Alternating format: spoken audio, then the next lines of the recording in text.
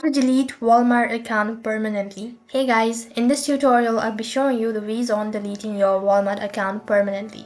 In order to delete your Walmart account permanently, you'll not be able to do it from your application. So you have to log in from a web browser, or you can just use the web version of Walmart. So then to begin with, open up a browser. On the web address bar, type in www.walmart.com. Already logged into your account. If not, tap on the login button, enter in your credentials and log in into your account.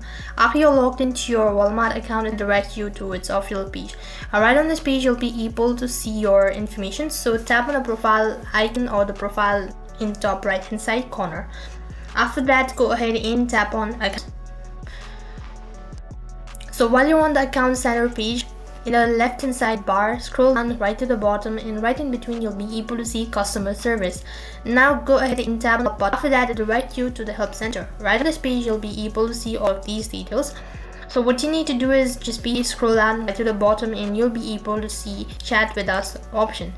Tap on the button. If not, you might also be able to see contact now. Right on this page, you'll be able to see a live ball chat, so you need to tap on the answer that says something else. You need to keep on tapping on something else for 3 times so that you can get to speak with the real person. Now that you've got someone to help you, type in delete my account, or just simply type in permanently delete my account. Click on the send button. Once you've typed in that, you might be able to see the option as close account, edit, or it's something else. You can just go ahead and tap on the close account button. After that, you'll also go through the information or the instruction carefully and follow the instruction. After you've done that, so that's basically how you can delete your Walmart account. That is all for this video.